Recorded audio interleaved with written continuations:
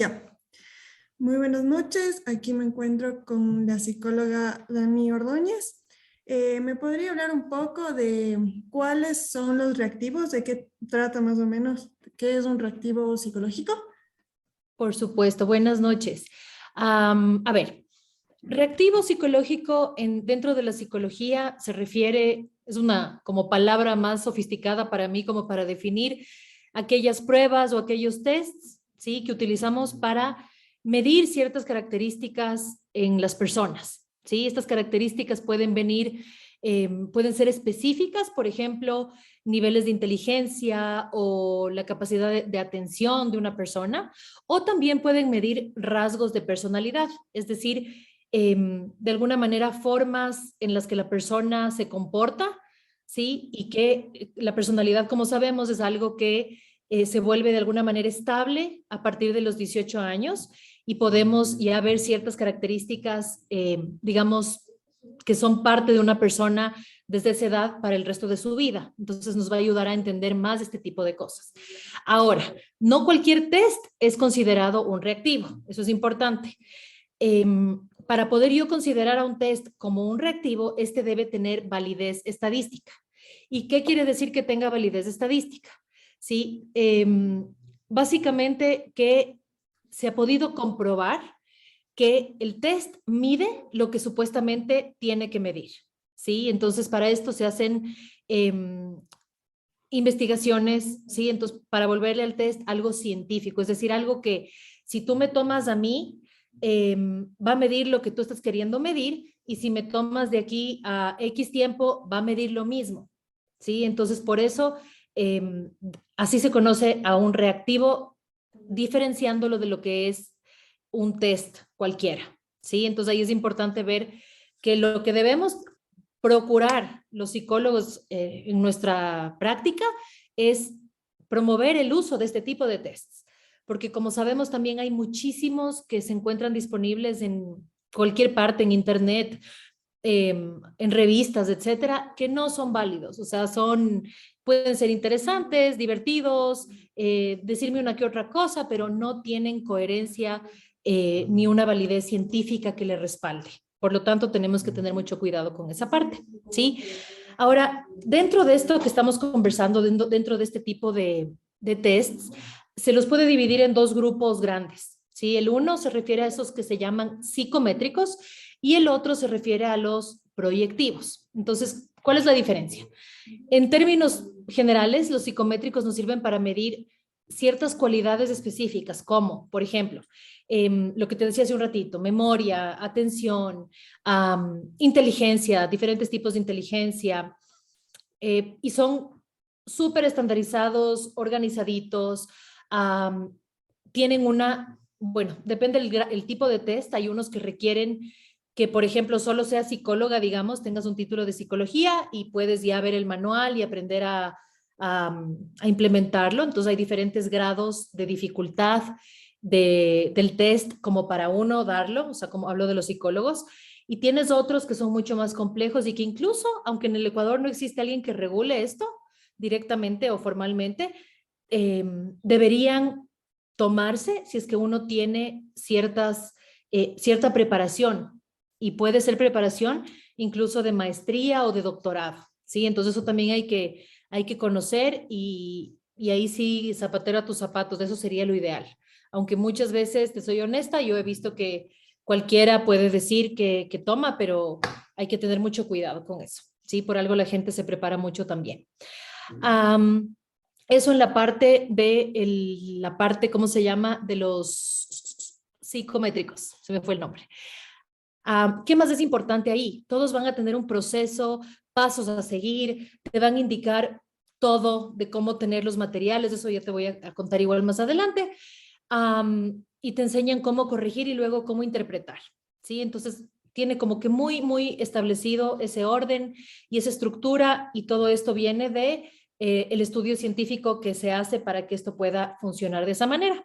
Sí, por otro lado, hay otros tests que también son muy interesantes y que se utilizan, yo creo que especialmente a veces se utilizan en selección de personal, ¿sí? También he visto que se utiliza mucho digamos, psicólogos clínicos que tratan con niños, porque obviamente los niños mm, a veces no es muy fácil medirles ciertas cosas de emocionales, por ejemplo, entonces ahí se utiliza este otro grupo de tests que se conocen como proyectivos, ¿sí? Estos vienen y nacen desde la psicología de la psicodinámica, ¿sí? Y se utilizan más en ciertos contextos, como los que te cuento, también se utiliza a nivel forense, ¿no? A nivel de corte, el más común, bueno, eso igual te iba a contar después, pero ya sale ahorita, es el conocido el Rorschach, ¿sí? Es uno de los proyectivos más famosos y más utilizados porque, por su validez, ¿no? Siendo un test proyectivo, en Estados Unidos, por ejemplo, solamente de lo que yo conozco, el Rorschach y el MMPI son los tests aceptados en corte como válidos. Entonces, el uno es proyectivo y el otro es psicométrico, ¿sí? Creo que hasta ahí respondí tu pregunta. Sí, ¿cuáles son los lineamientos que se debe tener para seguir, tiene que seguir un terapeuta para realizar un reactivo psicológico?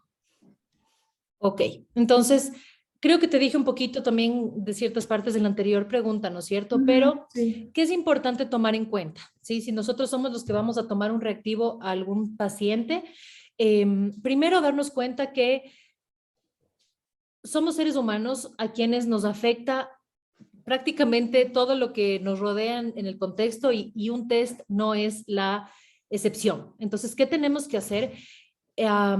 Tener en cuenta esto porque las puntuaciones de los tests, perdón, pueden variar y no ser tan precisas, ¿sí? Entonces, tenemos que tratar de minimizar este tipo de problemas que se pueden presentar.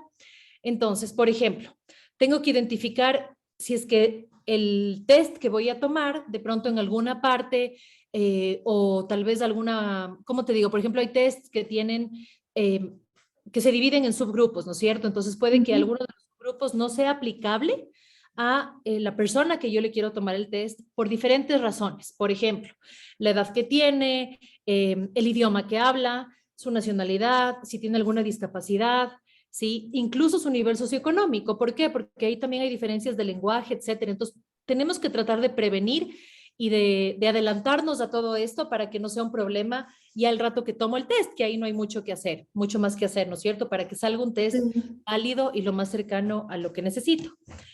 Um, otra de las, ¿cómo se llama? De las cosas que tenemos que tomar en cuenta es el lugar donde le voy a tomar el test, ¿sí? Tiene que ser un sitio tranquilo, que sea un sitio cómodo para la persona. ¿Qué más? Que no tenga en lo posible distracciones, que tenga una buena luz. Incluso tú puedes ver que las recomendaciones del APA, porque para Ecuador, como te decía, Ujú. lamentablemente todavía no hay alguien que regule, pero ellos hablan incluso del tema de temperatura. Dicen que el cuarto, el lugar donde les tomes, debe estar entre 22 y 24 grados centígrados, ¿sí?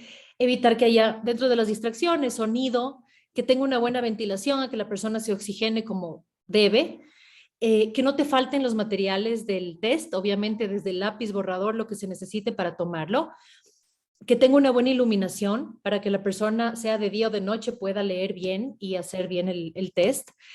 Eso como preparación previa, ¿no es cierto?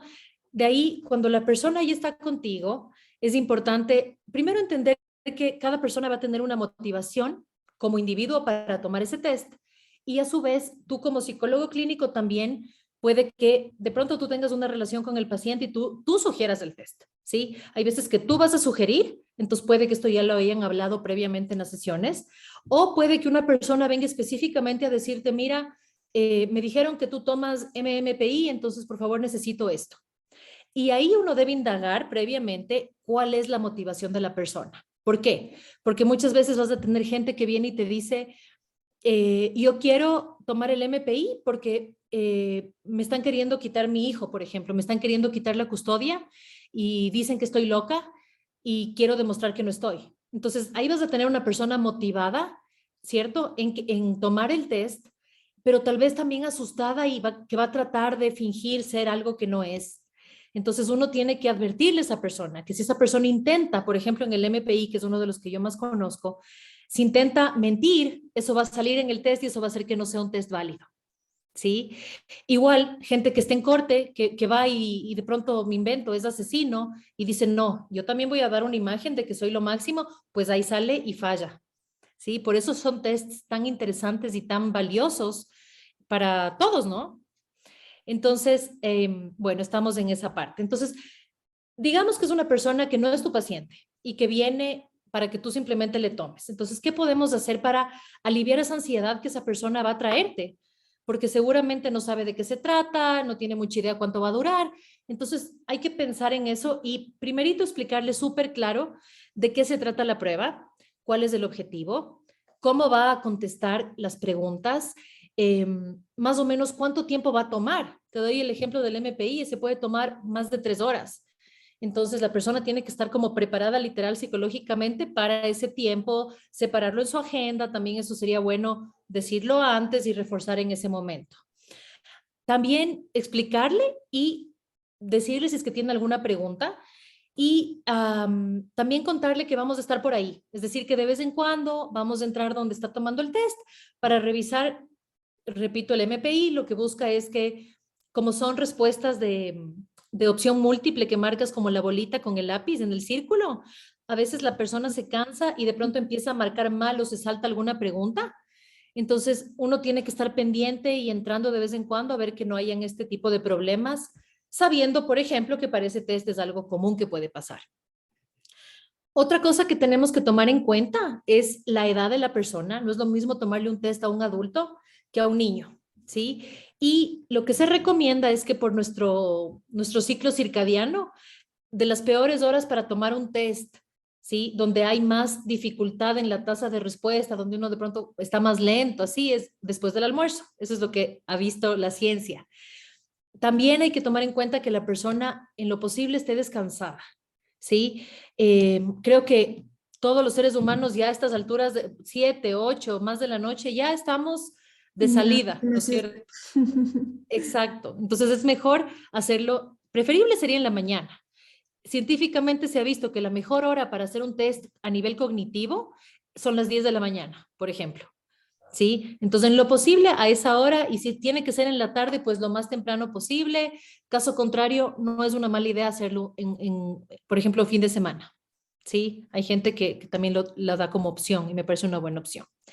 Y finalmente, obviamente, como psicólogos tenemos que seguir el protocolo, las instrucciones que tiene cada test. Eh, Son manuales de aplicación, especialmente los psicométricos, ¿no? Donde están muy claros, donde tienen un orden hasta, digamos, a ratos muy minucioso y, entre comillas, obvio, pero tenemos que tomar en cuenta todo esto y, lógicamente, estar entrenados previamente o al menos familiarizados con la forma en que se debe tomar el test adecuadamente.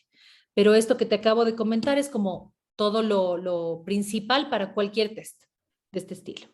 Ya.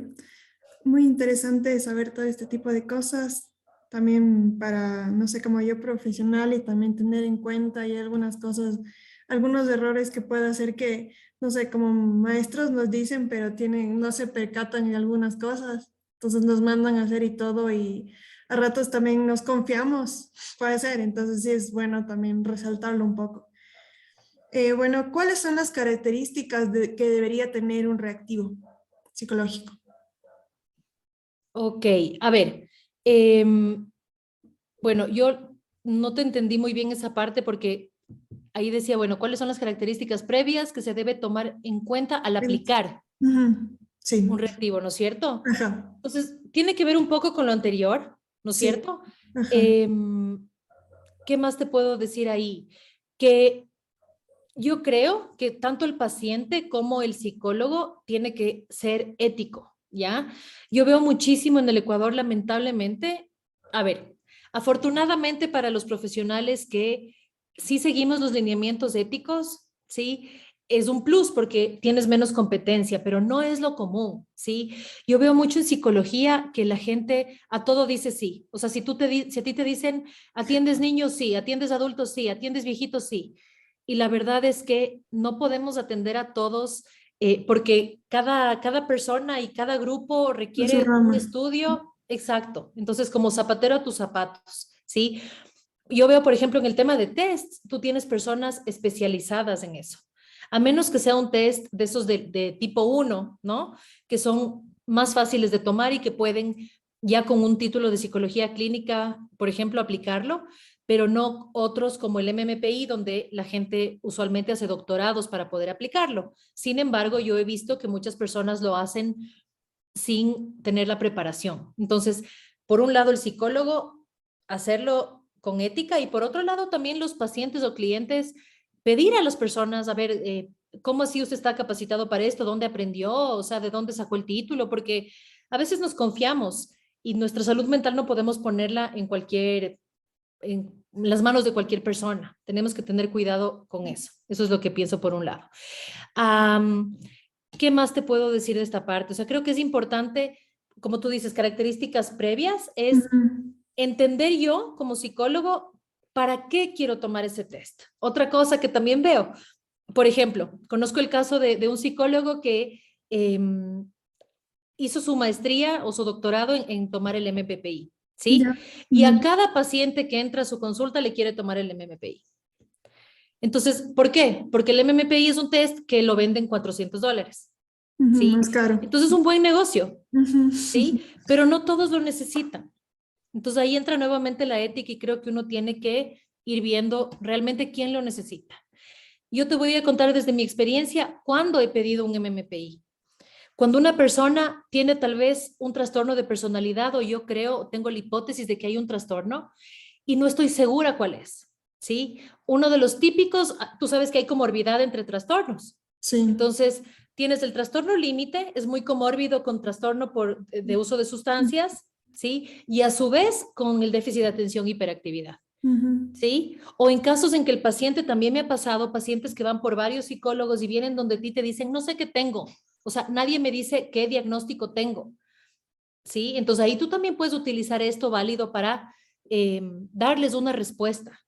Hay otras personas que más bien el diagnóstico les puede hacer más daño, puede ser una etiqueta más de las que le han puesto toda su vida.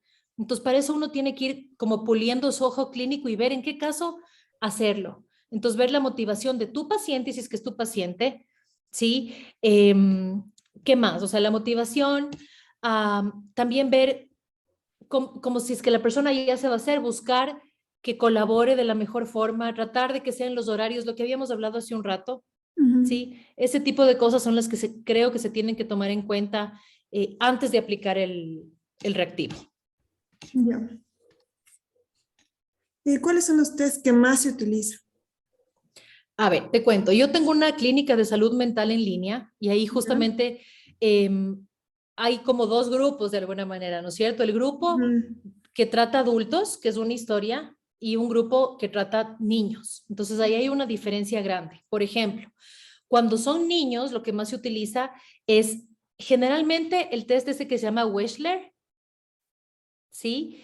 Y también se utiliza siempre, o sea, sé que no es el reactivo como tal, pero hay que observar, ¿sí? Hay que ver de acuerdo a la edad también, depende, pero el que siempre usamos es el Wechsler. También se utiliza el House Tree Person, ¿no es cierto? El HTP. El HTTP. Ujú. Ah, exacto. Si Ujú. son adolescentes, el SACS y a veces para los más pequeñitos se usa el CAT, Y el de la ¿ya? familia, me parece que también creo que se El de la utiliza. familia también, así es. Esos son como los que más se utilizan, que te puedo dar como en resumen de niños y adolescentes. Ahora, en el caso de adultos, como el que yo te contaba, Ujú. para mí el número uno es el MMPI, ¿sí? Y hay gente que también depende de su corriente, pero hay gente que también emplea el Rorschach, ¿ya? Yo prefiero irme a lo más como científico, a pesar de que es más caro, ¿sí? Pero por lo menos sé que es un test completamente válido y que si la persona lo hace con la motivación correcta va a dar, va a ser válido, ¿sí? Caso contrario, va a salir también que no es válido y simplemente es un test que no se puede falsear. Cuando yo estudiaba esto en la universidad, justamente el profesor nos dijo, bueno, a ver, ¿quién quiere intentar falsear el test? Y yo fui la voluntaria y te juro que me metía en el papel, te leían el caso como que fueras tal persona, Ujú. intenté y salió inválido, ¿sí? Entonces es muy difícil Al como ser. que falsearlo. Ujú. Entonces eso es lo que me encantó y lo viví como en carne propia. Esos son los que más te puedo contar. Listo. Entonces eso sería. Gracias, Dani. Muy buena ¿De qué? entrevista. Espero que te haya servido. Sí, Igual cualquier cosa, si necesitas adicional, con gusto sí, escríbeme. sí, te aviso igual. Cualquier cosa. Perfecto. Gracias, ¿Tú dónde Dani. estás estudiando? Yo estoy Me cuentas. listo. Gracias. Chao, Dani. ¿De qué?